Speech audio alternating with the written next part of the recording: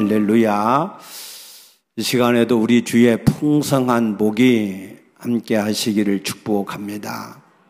하나님께 나아가는 사람은 하나님이 계신 것과 그를 찾는 자에게 반드시 상 주심을 믿으라 그랬습니다.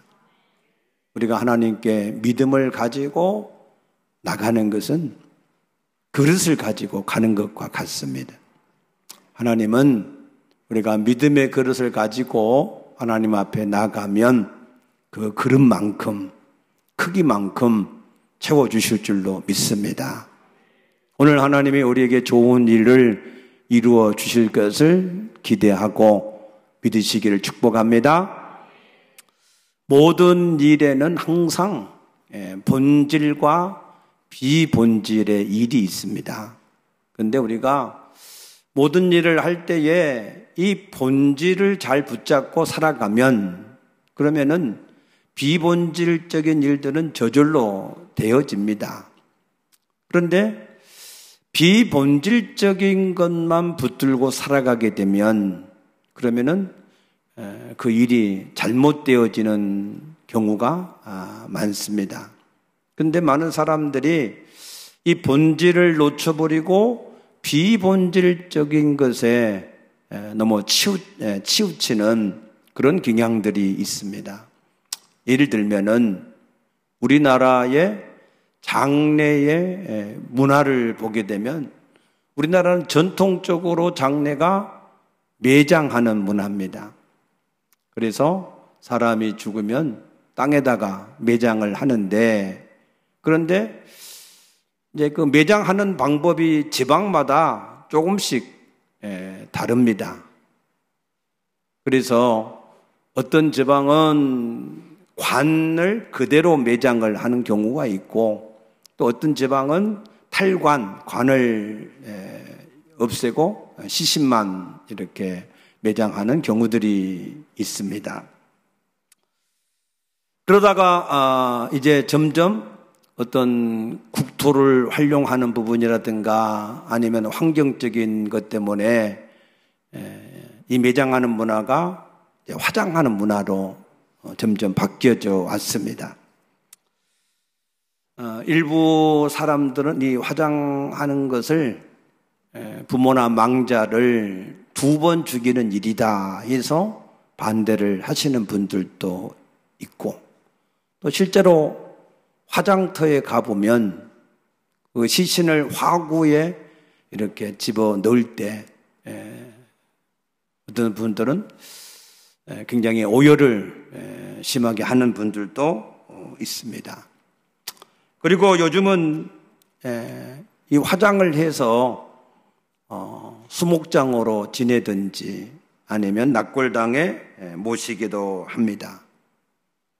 그런데 요즘 미국에서는 이 퇴비장으로 하는 화장법이 점점 이렇게 활성화되고 있습니다. 퇴비장은 어떤 방법이 있냐 하면은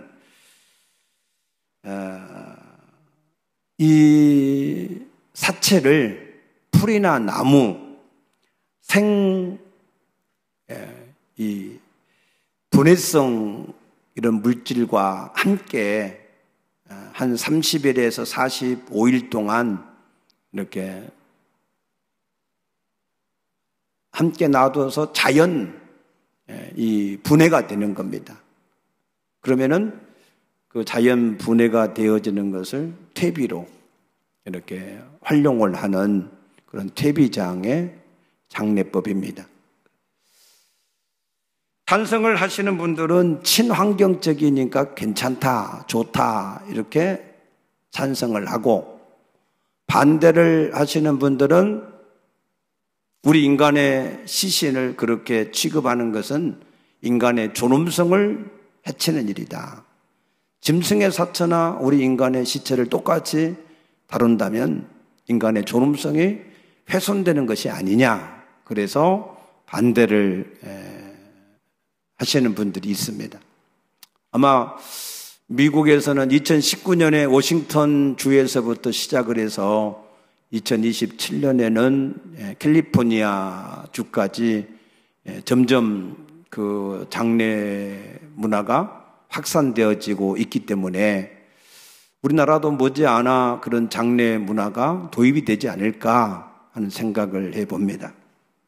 그런데 우리가 여기서 꼭 알아야 될 것은 장례의 본질은 어떤 방법으로 장례를 할 것이냐 하는 것이 본질이 아니고, 장례의 본질은 전도서 12장 7절에 말씀하신 것처럼 흙은 여전히 땅으로 돌아간다 그랬습니다. 그래서 이 장례의 방법이 매장이냐, 화장이냐, 수목장이냐, 또 아니면은 뭐 퇴비장이냐, 이런 것은 장례를 치르는 방법일 뿐이지 본질이 아닙니다. 본질은 뭐죠? 흙이니까 흙으로 돌아간다고 하는 것이, 그것이 장례의 본질입니다. 과정이 다르다고 그래서 결과가 달라지는 것은 아닙니다. 물론 과정에 따라서 그 장례를 대하는 마음이 조금씩 달라질 수는 있습니다. 엘리자베스 2세 여왕같이 10일 동안 거창하게 여러 가지 많은 이 장례 절차에 따라서 장례를 하는 것 때문에 많은 사람들이 조문을 하고 그의 죽음에 공감을 하는 뭐 이런 일들이 있을 수는 있습니다. 그런데 그러한 장례 방법 자체가 본질이 아니라 우리 인간이 흙이니까 흙으로 돌아간다라고 하는 것 자체가 본질이기 때문에 이 본질을 우리가 생각해야 된다는 거예요. 우리 인간은 과연 흙인가? 그래서 흙으로 돌아가는 것으로 우리 인간이 다 끝나는 것인가? 만약에 그 흙 속에 영혼이 있다면 그러면은 그 영혼은 어디로 갈 것인가? 그 영혼이 하나님께로부터 와서 하나님께로 간다고 하면 그 하나님께로부터 어떤 심판을 받을 것인가? 이러한 것들을, 죽음을 우리가 장례를 만나면서 생각해야 되는 본질이라는 거예요. 믿습니까? 우리 인간이 죽는구나. 우리 인간이 육체가 흙으로 가는구나. 우리 인간의 영혼은 하나님께로 가는구나. 이런 것들을 생각하라고 주어지는 게 장례의 본질의 목적이라는 겁니다. 그래서 지혜로운 전도자는 말하기를, 전도서 7장 4절에 보면은 지혜자의 마음은 초상집에 있고 어리석은 자의 마음은 혼인집에 있다, 잔치집에 있다 그랬습니다. 지혜자의 마음은 어떻게 사는 것이 가장 잘 죽는 방법인가 하는 것을, 어떻게 죽어야 가장 잘 죽는 방법인가 하는 것을 생각하는 사람이고, 어리석은 사람은 어떻게 하든지 간에 잘 살아보려고 하는 데만 마음을 쏟는다는 겁니다. 비슷한 것 같지만 엄청난 차이가 있습니다. 그래서 우리는 항상 모든 일을 할 때에 본질을 생각하는 지혜를 우리가 가져야 될 줄로 믿으시기 바랍니다. 죽음이라고 하는 것도 마찬가지입니다. 죽음이라고 하는 것도 하루에 수없이 많은 사람들이 우리 옆에서 죽어갑니다.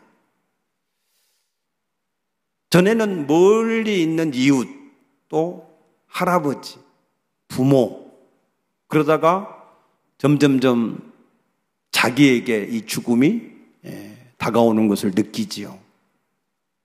그런데 이 죽음도 사람이 자살을 했느냐, 타살을 당했느냐, 아니면은 질고로 죽었느냐, 아니면 사고로 죽었느냐, 아니면 천재냐, 인재냐, 여러 가지 많은 죽음의 방법에 대해서는 사람들이 말이 많습니다. 그리고 그 죽음의 방법을 어떻게 하든지 해소를 해보려고 노력을 합니다. 그런데 인간이 죽는 본질은 뭐냐? 인간이 죽는 이 본질은 야고보서 1장 15절에 말씀하신 것처럼 욕심이 잉태하여 죄를 낳고 죄가 장성하여 사망에 이르느니라 그랬습니다.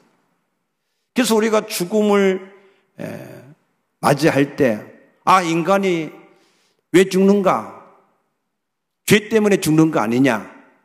로마서 6장 23절 말씀처럼 죄의 삭은 사망이라고 그랬는데, 그러면 죽음을 볼 때 우리가 이 죽음이 어떻게 해서 죽음이 시작이 되었는지 그 죽음을 아는 지혜가 있어야 된다는 겁니다. 이 죽음의 본질이 죄로 말미암은 죽음이구나. 그럼 우리가 죽음을 대할 때에 뭘 생각하는 게 본질이겠어요? 내 죄를 어떻게 할 거냐? 나도 죄인인데 그러면 나는 내 죄를 어떻게 해야 될 것인가 하는 것을 깊게 생각을 하는 것이, 그것이 이 죽음을 대하는 본질을 우리가 생각한다고 하는 말씀입니다. 그렇다면 구원이라고 하는 것은 무엇일까? 구원의 본질은 무엇일까 하는 겁니다. 구원은 무엇을 구원이라고 그러죠? 구원은 생명 되시는 하나님을 아버지로 만나는 것이 우리 구원의 본질인 줄로 믿습니다. 왜 우리가 하나님을 만나야 됩니까? 죄로 인하여서 분리가 되기 때문에. 그래서 이 땅에서 그 하나님을 만나지 못하면 둘째 사망, 불못에 영원히 고통을 당하기 때문에, 그래서 반드시 우리가 이 땅에서 우리가 살아계신 하나님을 만나야 될 줄로 믿으시기 바랍니다. 하나님을 만나셨습니까? 아직 하나님을 만나지 못하신 분, 하나님이 아직 내 안에 계시다고 하는 것을 알지 못하시는 분은 오늘 반드시 그 하나님을 인격적으로 영접하셔서 만날 수 있게 되어지기를 축복합니다. 창세기 3장 15절에 보면은 아담과 하와가 범죄했을 때 그 모든 죄 문제를 하나님이 여인의 후손을 통해서 해결을 하시겠다. 죄로 인하여서 하나님과 분리된 사람을 다시 그 여인의 후손을 통해서 하나님이 만나 주시겠다라고 약속하셨습니다. 그 약속대로 마태복음 1장 18절에 보면은 마리아라고 하는 사람이 요셉과 정혼을 했는데 아직 동침을 하기 전에 성령으로 잉태된 것이 나타났다 그랬습니다. 여인의 후손으로 오신 것이 나타났다 그 얘기입니다. 그 여인의 후손으로 오신 분이 누군가 봤더니 마태복음 1장 21절에 아들을 낳으리니 그 이름을 예수라 하라. 그가 자기 백성을 그들의 죄에서 구원할 자이십니다 그랬습니다. 예수는 자기 백성을 그들의 죄에서 구원하시는 일을 위해서 오신 줄로 믿으시기 바랍니다. 어떻게 구원하십니까? 마태복음 1장 23절에 보라, 처녀가 잉태하여 아들을 낳으리니 그 이름을 누구로 한다고요? 임마누엘이라. 임마누엘은 해석하면 뭐라고요? 하나님이 우리와 함께 하신다. 예수님은 임마누엘을 위해서 죄로 인하여서 하나님과 분리된 사람을 다시 그 하나님과 만날 수 있게 하기 위해서 우리 가운데 오신 구세주이신 것을 믿으시기 바랍니다. 그래서 이 임마누엘을 이루기 위해서 하나님이 두 가지 일을 하셨는데, 첫째는 요한복음 3장 16절의 말씀처럼 하나님이 세상을 이처럼 사랑하사 누구를 주셨어요? 독생자를 주셨다. 독생자. 이 독생자라고 하는 말을 함부로 써서는 안 됩니다. 오직 예수님에게만 해당되는 이 고유한 고유명사의 이름입니다. 아멘. 요즘 자꾸 어떤 사람이 자기 아들 독생자 그래가지고 시끄러운데, 오직 예수님만이 유일하신 하나님의 독생자이신 줄로 믿으시기 바랍니다. 그래서 이 독생자를 통해서 뭘 하셨는가? 요한복음 19장 30절에 보니까 그 독생자 예수가 십자가에 달리시어서 마지막 하신 말씀이 다 이루었다 그랬어요. 뭘 다 이루었을까요? 하나님이 우리 인간의 죄 문제를 해결하라고 명하신 그 일을 다 이루었다는 거예요. 그래서 그 이루신 내용을 보게 되면은 이사야 53장 6절에 우리는 다 양 같아서 그릇 행하여 제 갈 길로 다 가버렸는데 하나님이 그 아들 예수에게 우리 무리의 모든 죄악을 담당시키셨다 그랬습니다. 그래서 세례 요한이 예수님을 보고 증언하기를 보라 세상 죄를 지고 가는 하나님의 어린 양이다. 내 죄를 지고 가는 하나님의 어린 양이다 라고 증거를 했습니다. 아멘입니까? 그렇게 예수님은 우리의 모든 죄악을 담당해 주신 목적이 뭐냐? 하나님과 우리가 만날 수 있는 길을 열어주시려고 믿습니까? 창세기 28장에 보면은 야곱이라고 하는 사람이 형 예서를 피해서 가다가 베델이라고 하는 지역에서 잠을 자는데 꿈을 꿨어요. 그 꿈에 보니까 긴 사닥다리가 앞에 섰는데 땅에서 하늘 끝까지 닿았다 그랬어요.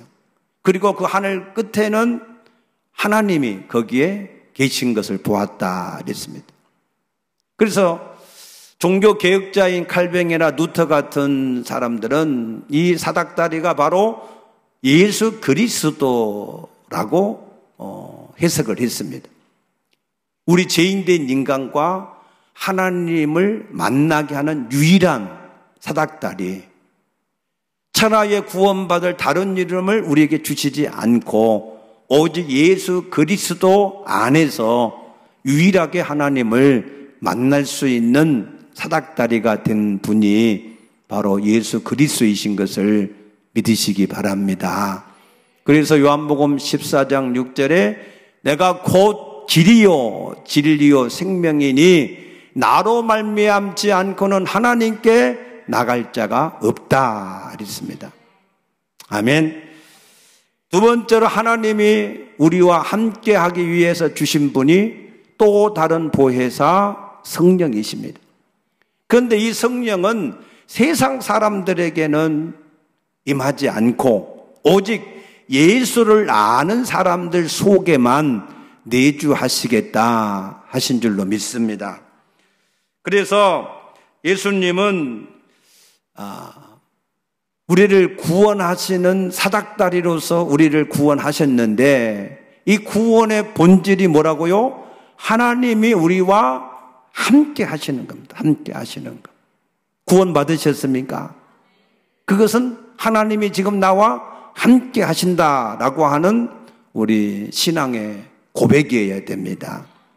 그러면 함께 하신 하나님은 우리 가운데 함께 하시면서 무엇을 하려고 하시는가? 그냥 가만히 함께만 계시는가? 무엇 때문에 함께 하시는가를 우리가 아셔야 됩니다. 왜 우리와 함께 하시는지에 대해서 요한복음 10장 10절에서 예수님은 이렇게 말씀하셨어요. 내가 온 것은 양으로 생명을 얻게 하고 더 풍성히 얻게 하려 함이라. 아멘. 첫째는 뭐라고요? 생명이 되시기 위해서. 생명. 이 생명에 대해서 요한복음 15장 5절에서 예수님이 이렇게 설명합니다. 나는 포도나무요. 포도나무라고 하는 것은 생명 대신 나무다 그 말입니다. 너희는 가지라 그랬어요. 가지가 나무에 접붙임이 되어 있으면 생명의 풍성한 열매를 맺게 되어진다 그랬습니다. 사도 바울은 로마서 11장 17절에 돌감람나무인 우리가 참 감람나무에게 접붙임이 되어져서 그 참 감람나무의 뿌리의 진액을 함께 받는 자가 되었다 그랬습니다. 그래서 생명이라고 하는 것은 생명 대신 생명 자체이신, 그러니까 예수님은 생명 자체이기 때문에 죽을래야 죽을 수가 없어요. 그 생명이 함께 있는 사람은 영원히 죽지 않는 줄로 믿으시기 바랍니다. 그래서 예수님이 나는 부활이요 생명이니 나를 믿는 자는 죽어도 살겠고 살아서 믿는 자는 영원히 죽지 않냐리라 하신 줄로 믿습니다.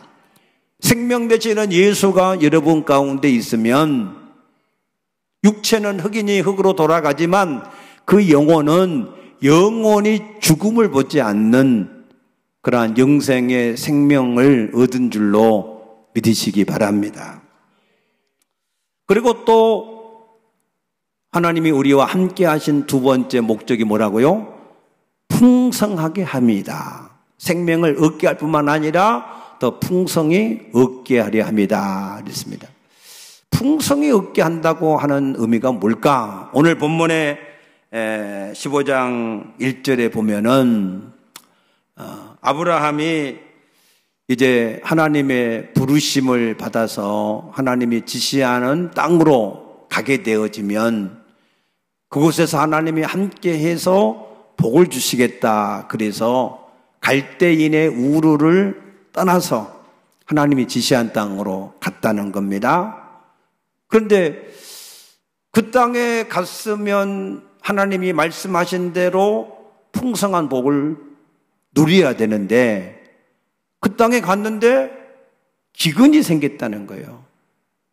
기근이 며칠 동안 비가 안 오는 그 정도 기근이 아니고 굉장히 심각한 기근이 와서 그곳에서 있으면 짐승도 다 죽고 우리도 다 굶어 죽을 수밖에 없다라고 하는 그런 기근이 왔다는 거예요. 그래서 알 수 없이 이 아브라함이 나일강이 흐르는 애굽으로 기근을 피해서 피난을 갔다는 겁니다. 그러면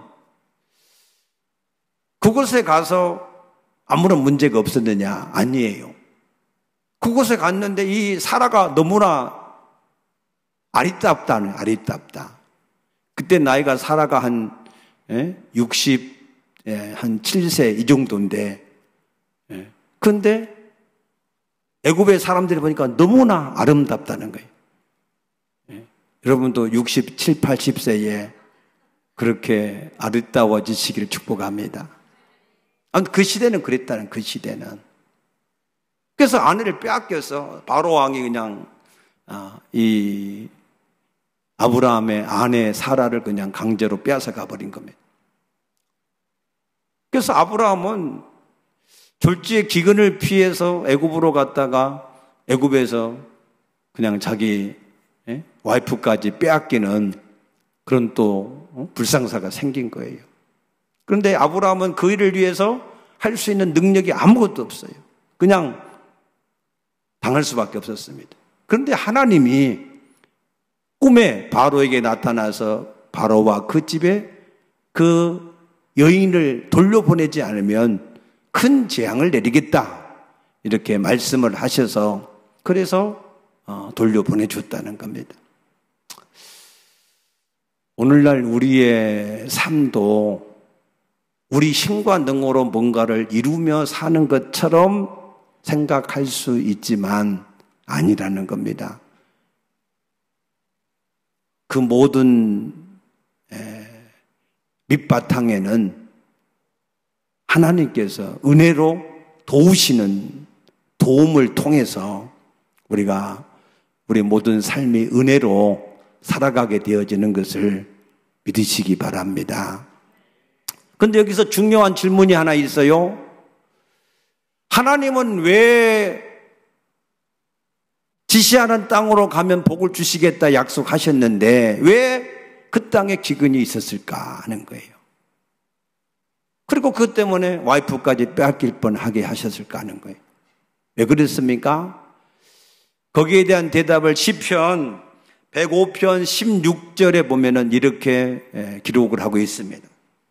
그가 또 그 땅에 기근이 들게 하사 그들이 의지하고 있는 양식을 다 끊으셨다 그랬어요.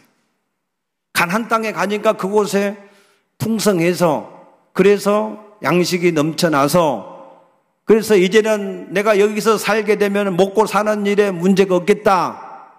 그 눈에 보이는 양식을 의지하고 아브라함이 사는 것을 염려해서 하나님이 그 땅에 기근을 보내서 그 모든 풍성한 양식을 없이 했다는 거예요.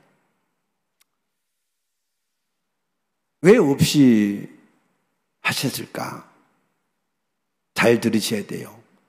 하나님은 아브라함의 양식과 환경과 모든 물질 자체가 되시기를 원하셨습니다. 자, 잘 생각해 보세요.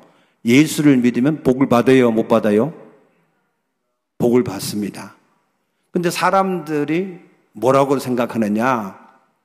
예수 믿으면 복을 받으니까 내가 건강하고 내가 물질도 풍성하고 내가 하는 일도 잘 되고 내가 마침내 부자가 되는 것, 환경이 좋아지는 것, 이것을 복이라고 생각해요. 아니에요. 하나님이 그 모든 것이 되어지는 것을 우리에게 복이라고 말씀하시는 것을 믿으시기 바랍니다. 그래서 출애굽을 했던 사람들은 이 사실을 깨닫게 하기 위해서 광야에서 40년간을 지냈어요. 그래서 신명기 8장 3절에 사람이 떡으로 사는 것이 아니라 하나님의 입에서 나오는 말씀으로 사는 것을 너희에게 알게 하시기 위해서 40년 동안이나 훈련을 받았다는 거예요. 저는 우리 모든 성도들이 이 훈련을 빨리 끝내게 되어지기를 축복합니다. 훈련은 힘들잖아요. 광야는 힘들잖아요. 그러면은 하나님 안에 생명도 있고 능력도 있고 물질도 있고 환경도 있고 모든 게 다 있구나. 내가 하나님만 의지하고 살아야 되겠다. 내가 하나님만 의지한다고 하는 것은 하나님 말씀대로 순종하며 살겠다. 이것을 깨닫게 되어지는 것이 그것이 복이라는 거예요. 아멘. 그런데 이것을 깨닫지 못하면 롯과 같이 자꾸 선택을 하게 됩니다. 창세기 13장 9절에 보면은 아브라함과 그 조카 롯이 함께 거하는 것이 불편해져서 서로 땅을 나누어 갖기로 그렇게 결정을 할 때 아브라함은 깨달아졌어. 하나님 안에 모든 것이 다 있다 하는 것이 깨달아져서 그래서 롯한테 뭐라고 얘기합니까? 내가 먼저 선택해라. 내가 우하면 나는 좌하고 내가 좌하면 나는 우하겠다. 그래 네가 마음대로 먼저 땅을 선택하라 했습니다. 그때 롯이 요단들을 보니까 물이 넉넉해가지고 애굽 동산같이 목축을 하기에 좋은 땅인 것을 보았다 그랬어요. 그리고 그 땅을 선택하고 그 땅을 계속해서 따라가다가 소돔에 소돔에까지 들어갔는데 어떻게 됐습니까? 나중에 소돔이 멸망할 때 모든 걸 다 잃고 말았지 않습니까? 우리가 계속해서 하나님이 우리의 생명이고 능력이고 힘이고 방패가 되고 우리의 모든 환경과 모든 것이 되신다. 이런 믿음을 가지고 하나님을 온전하게 의지하고 살면 아브람과 같이 나이 많아 늙고 범사에 복을 받는 사람이 되어지지만 그게 구원의 본질이니까. 아멘입니까? 그런데 롯과 같이 자꾸 아직도 이 사실을 깨닫지 못하고 세상을 택하고 물질과 사람과 환경을 자꾸 택하고 살아가면 결과가 롯과 같이 될 수밖에 없다는 거예요. 그런데 그런 아브람한테도 근심이 있었어요. 무슨 근심입니까? 물질은 풍성해지고 기반은 닦여져 가는데 그 모든 것을 상속을 해줘야 될 상속자가 없다. 후손이 없다는 거예요. 근데 이것은 나이가 들어가면 들어갈수록 고민이 더 깊어진다는 거예요. 그래서 하나님 앞에 그런 고민으로 두려워하고 있을 때 하나님이 그걸 아시고 아브라함아 두려워하지 마라. 내가 너의 방패요 내가 너의 지극히 큰 상급이 되겠다 하는 것을 알려주셨다는 거예요. 이것은 뭐와 같으냐면 우리가 살아가다 보면은 부도라고 하는 것을 맞을 때 모든 게 다 차압당하고 하나도 남은 게 없을 때 이제는 재기가 불능하다. 더 이상 내가 살아갈 방법이 없다. 그럴 때에 뭔가 이렇게 하나 남아있는 거. 근데 그걸 보니까 뭐예요? 그거 보니까 이전에 있는 모든 부도를 다 해결하고 앞으로 더 풍성하게 살 수 있는 뭔가 보물이 하나 있는 걸 발견한 것과 같은 거예요. 그래서 아브라함은 이제 지금까지는 그럭저럭 살아왔는데 또 물질도 풍성하게 또 이렇게 받아왔는데 그런데 이제는 나이는 점점 들어가는데 그런데 이 상속자가 없으니까 자기 힘으로도 안 되고 하나님이라도 이것을 어떻게 해결하겠느냐 하는 그런 두려움이 그 마음에 있었다는 거예요. 근데 하나님은 뭐라고요? 내가 너의 방패다. 내가 너의 지극히 큰 상급이다. 방패는 잘 아시는 대로 모든 우리의 유흥을 막아주는 것이고 큰 상급은 보수예요. 보수. 무슨 보수냐? 우리가 믿음을 가진 대로 채워주는 보수인데 큰 보수라는 거예요. 다시 말해서 내 모든 필요를 채워주는 이 힘이라는 겁니다. 믿습니까? 그래서 하나님은 이 아브라함에게 이와 같은 방패와 상급이 되시겠다 했을 때 아브라함 마음속에 내가 어떻게 그것을 믿을 수 있지? 하나님께서는 그 아브라함을 밖으로 불러내서 하늘의 무별을 보여주시면서 그러면서 봐라 내가 눈으로 보는 저 별처럼 내 후손을 많게 할 것이다. 그러면은 그 땅을 내가 무엇으로 얻을 수 있습니까? 3년이 된 모든 짐승을 가지고 와라. 그리고 그것을 둘로 쪼개서 양쪽에다가 걸어놓고 우리 둘이 함께 거기에 피 언약을 맺자. 그래서 오늘 여기 17절에 보면은 해가 져서 어두울 때에 연기나는 화로가 보이며 타는 횃불이 쪼갠 고기 사이로 지나더라. 하나님이 지나가셨다 그 말입니다. 하나님이 피맹세로 자기보다 더 믿을 수 있는 사람이 없기 때문에 하나님이 스스로 자기를 가리켜서 맹세하셔서 그 땅을 그와 그 후손에게 주시리라고 약속하신 줄로 믿으시기 바랍니다. 그러면 중요한 것은 오늘 내게 하나님이 나의 방패와 상급이 되는 증거가 뭐냐? 증거. 그게 분명히 뭐가 있어야 내가 뭔가 계약서를 가지고 있어야 저 집이 내 집이 된다고 하는 걸 믿을 수가 있지. 계약서도 아무것도 없으면 어떻게 그걸 믿을 수 있겠어요? 하나님이 나의 방패와 상급이 된다라고 하는 계약서가 뭐냐? 증거가 뭐냐? 그 증거는 하나님이 성령으로 나와 함께 하시는 일인 줄로 믿으시기 바랍니다.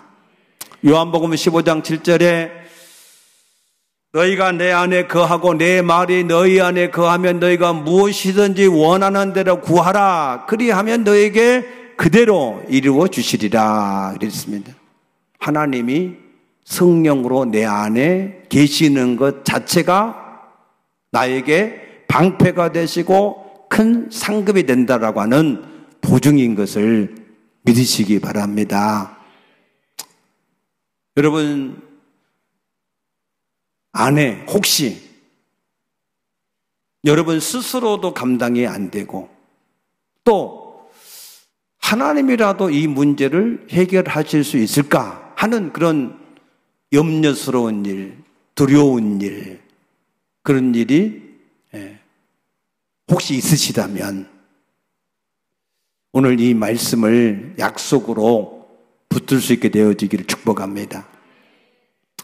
저에게는 그런 두려움이 있어요. 계속해서 금리가 고금리, 빅스텝, 자이언스텝 어디까지 갈지는 모르겠는데 계속해서 올라가잖아.